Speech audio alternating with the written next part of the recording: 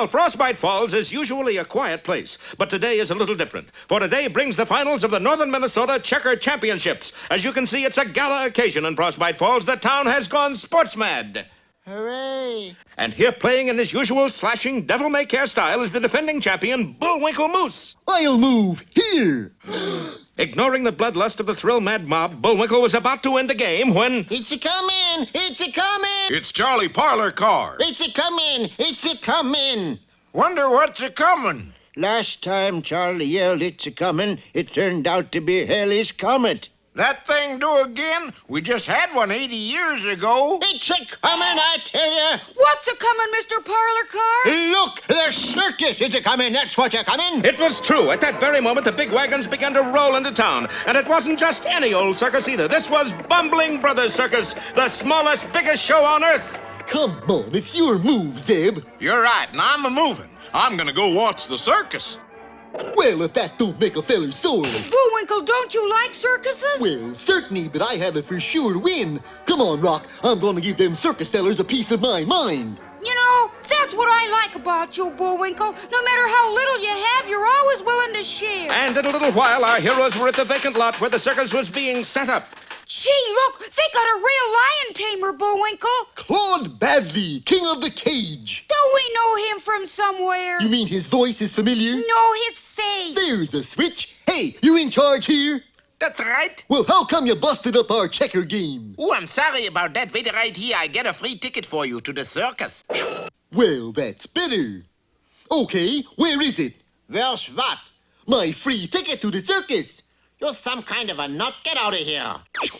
Boy, he sure changed his mind in a hurry. Yeah, Indian giver. Ah, there you are. Just for that, you can keep your doggone ticket. But I want you to have it. Nope, now I'm sore. Well, if you insist. Gee, Bullwinkle, that wasn't very nice. Maybe you're right, Rock. I wouldn't want to be a big sorehead. Not with these antlers. Okay, mister, I'll take the ticket now. Just stop bothering me. I'll have you run off the lot, you mooching moose. Mooching moose! Mooching moose! Gesundheit.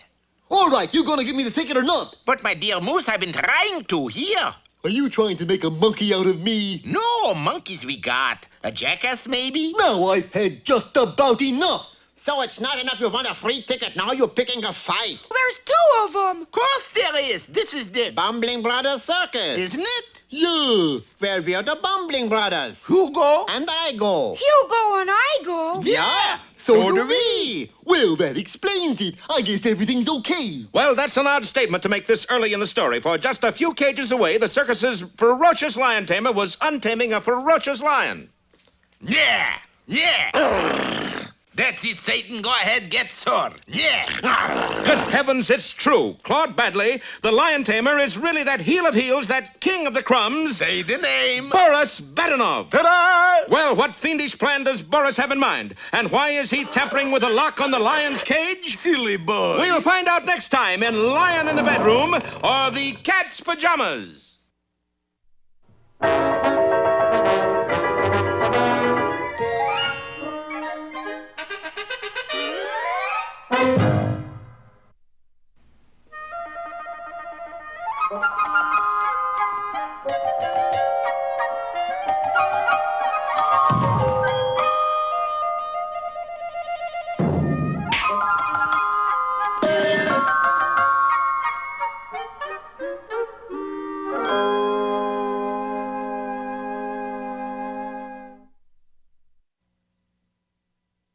Once upon a time, there was an easel painter.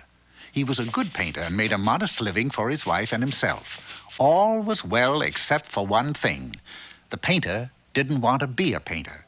He wanted to be a shoemaker. I am drudging my way through life. I want to do something creative. Such as? Who are you? We're elves, obviously. We always considered painting creative. You call that creative, elves? I'll tell you creative. Making shoes, that's creative. Something for the feet. Something that lives. Something to last throughout eternity. Shoes that sing. You mean you want to go down in history like Herman Cappuccino? Herman Cappuccino? Herman Cappuccino, just the greatest little shoemaker that ever lived. When Hannibal crossed the Alps, whose shoes do you think he was wearing? Herman's? Herman Cappuccino. Ooh. Tell me, Elf, how could I be a famous shoemaker like Herman Cappuccino? You gotta suffer. You gotta spend time on the left bank in Paris. Study. Visit the shoe stores. And all true shoemakers gotta suffer. And so, that night, the painter told his wife of his plan to become a shoemaker. His wife said, Shoemakers are not made, they are born. Why don't you forget it and go back to something sensible like painting? 9. Even 10. Anybody can paint. I want to sit in cafes, discuss shoe exhibitions, make shoes in a garret, and above all, suffer. So, the painter left for Paris, leaving his wife to shift for herself. He entered the famous school, the Beaux Chasseurs, and spent months working from models. Then he made 15th century shoes, 16th century shoes, 17th century shoes, 18th century shoes. He made rabbit shoes, snake shoes, and kangaroo shoes. He even made high button shoes, low button shoes, even horseshoes. He made walking shoes, running shoes, sneaky shoes, squeaky shoes, but alas, he made no singing shoes. If only I could make a shoe that sings of spring, of love. How could I make a shoe with a soul? You gotta travel. Absorb different countries' culture. Yeah, suffer. Not suffer, travel. Get with it, will you? Yeah, that's it, travel. So the painter went to Italy, Switzerland, Holland, and he made Italian shoes, Swiss shoes, Dutch shoes. But alas, he made no singing shoes. Then, one night, after he returned to Paris, he heard the most beautiful music. He followed the lovely sound, and there, in a bundle of rags, was a singing shoe. That is truly a shoe with a soul. What? I hope to tell you it's got a soul. I must have that shoe. Now, wait.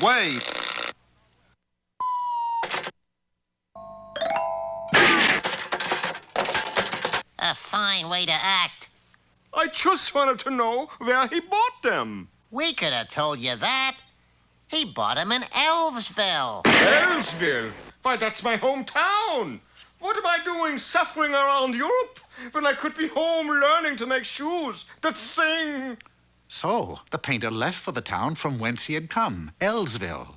He found that everyone in Elvesville was wearing the same exquisite shoes that he had found in the bundle of rags.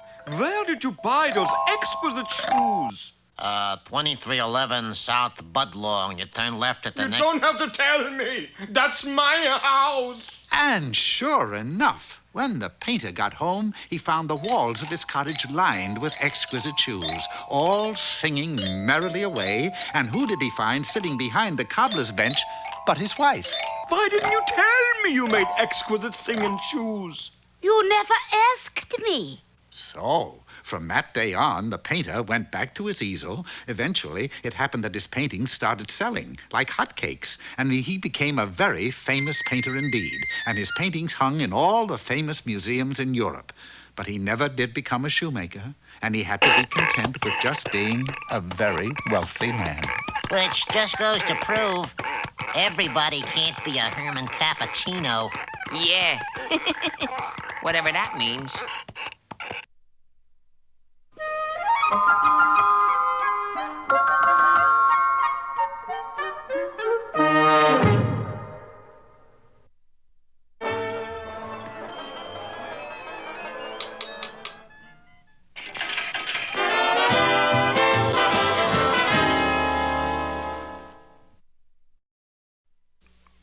For those of you who lack horse sense, here is Mr. Know-It-All. Hello, racing fans. Today's topic is entitled, How to Do Stunts in the Movies Without Having the Usher Throw You Out.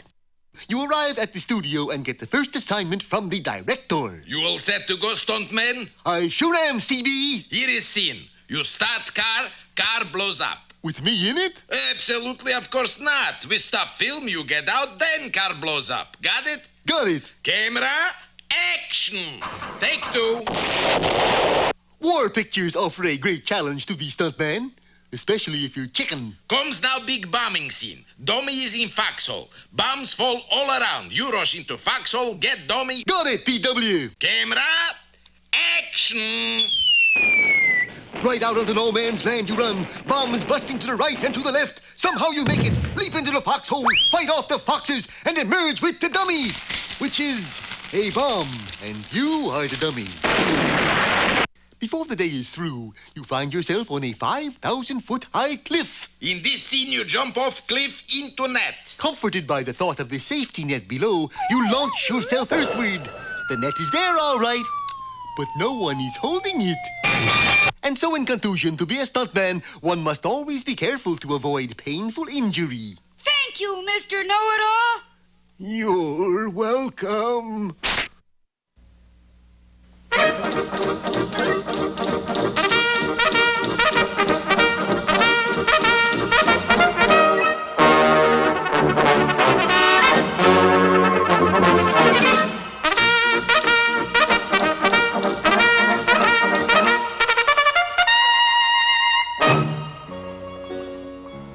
Into the northern region of Canada at the close of the 19th century rode Dudley Do-Right of the Mounties, lonely defender of justice and fair play, handsome, brave, daring, and hopelessly lost. These service station maps are impossible. Can't even fold up the thing. I think I should have turned left at that last tree. Meanwhile, a short distance away, Snidely Whiplash was up to his favorite pastime, tying women to railroad tracks. He soon had unexpected company. A Mountie. Correct. Pardon me, sir, but do you happen to know the way to the Royal Canadian Mountie Camp? Why, yes, I do. Oh, this pesky knot. Could you give me a hand, or rather finger? Always willing to help a citizen in need. There. Dudley Do-Right of the Mounties. Get out of that if you can. Oh, fudge. Meanwhile, Nell Fenwick, the beautiful daughter of Inspector Fenwick, was out gathering chestnuts. Suddenly, she stumbled onto the biggest nut of all, Dudley Do-Right. What, Dudley Do-Right, are you doing with that other woman? I thought you always did right. I was doing right, Nell. That's how I got in this predicament. But could I tell you about it later? I think there is a train approaching. And so, Do-Right, there's a fiend running loose in northern Canada. A fiend, Inspector? A fiend who goes about Canada tying defenseless women to railroad tracks. Oh. I know it must be hard for you to believe, you with your eyes of blue and heart so true. What happened to your finger, Do-Right? Never mind about my finger, sir. This is far more important than mere flesh wounds. A rope-tying fiend is at large and should be brought in at once. And so the remorseless man-tracker started on his way. He didn't have far to track. Here, here. You oughtn't to do a thing like that, going around tying defenseless people to railroad tracks. It's not the Canadian way. You think I'm not trying to stop tying? I'm hooked. It's a habit with me now. I swear to you, after I tie up this one defenseless woman, I'm going to swear off, so help me. Could you just put your finger in this knot? Well, if you think it will help you kick the habit... Oh, it will. There. Yeah. Curses, foiled again. Hey, that's my line.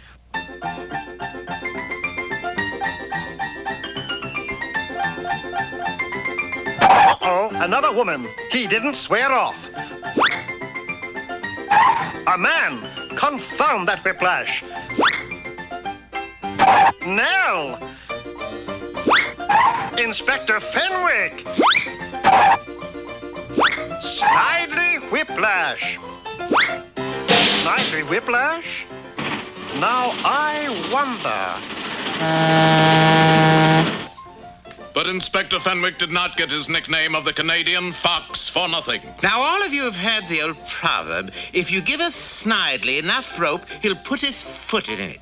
Why, no, Inspector, I don't believe I've heard that proverb. Don't interrupt, Do-Right. We're going to use deception. We're going to disguise you as Nell. Me, sir? With those baby blue eyes, you are unnatural. True. What the inspector didn't know was that Snidely, realizing that the heat was on, disguised himself as Nell. Dudley, where are you? Nell, you heard your father's plan. Go on back to camp. You'll give the whole thing away. Nell, what are you doing? Nell, this is no time for hijinks. There, Snidely Whiplash. Caught it last. Oops. So, Snidely Whiplash, you thought you'd catch the Mounties counter intelligence napping, eh? But, Father, I'm not Snidely Whiplash. And don't think you're fooling me with that crummy falsetto voice. You must think we're pretty stupid at headquarters. Hey, buddy, don't leave stuff laying around in the tracks, huh? Trying to confuse me, eh, Whiplash? Well, it won't work. As if I wouldn't know my own daughter and my favorite constable. Inspector Fenwick always gets his man. Well, Nell, I guess all's well that ends well. My sentiments exactly, Dudley. Eeny, meeny, chilly beanie. The spirits are about to speak. Are they friendly spirits? Friendly? Just listen.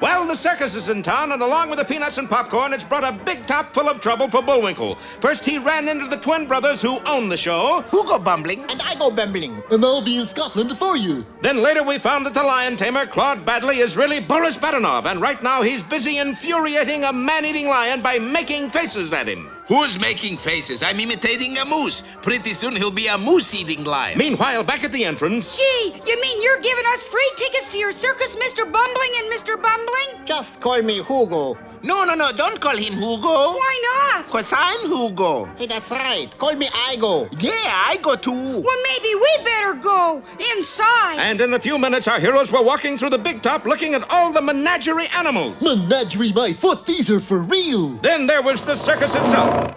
And now, ladies and gentlemen, presenting Bumbling Brothers. 3-ring circus. I only see one ring. We put all three inside each other. It's a low-budget circus. And now, here are the 4 flying calendars. -2. Little trapeze trouble in Winnemucca.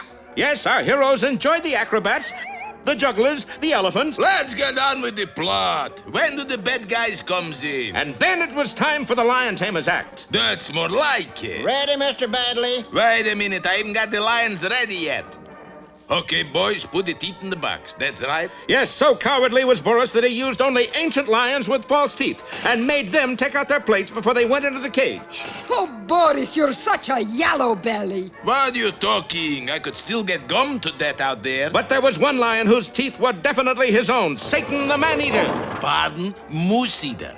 Well, Boris went through his act with the old toothless lions. Up, Simba. Hokey smoke, Bullwinkle. Those lions are so old their joints are creaking. Yeah, looks like he's using the lion of least resistance. Boris, they are laughing at you. Well, that does it. Natasha opened the door of the special cage. And let Satan out. Go ahead. And the trembling Natasha tripped the lever that would open the cage door. Oh, Boris, aren't you frightened? Not as long as I'm in this nice, safe cage. Yes, the fiendish Boris had set Satan's cage in backwards, and when the door opened, the fierce beast leaped not into the cage, but into the audience. Bullwinkle, the lion is loose. And he don't creak a bit either. We gotta do something. Right. But what? Hey, I know. What? Let's run. We can't. We're heroes. Couldn't we get preempted once? I know. I'll fly around his head and try to distract him. You take this net and try to throw it over him. And Rocky launched himself through the air straight at the snarling lion.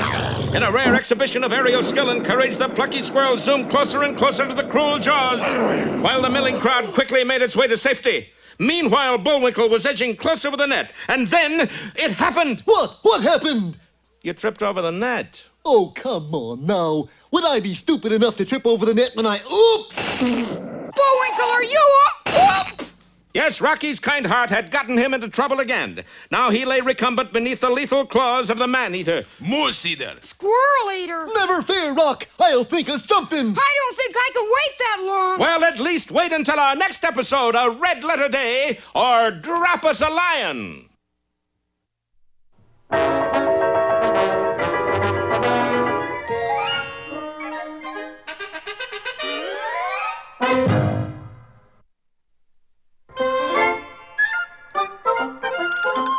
Well, it looks as if our time is just about run out. Mine must be a little slow. You got the credits, Bullwinkle? All on this itty-bitty card. Oop.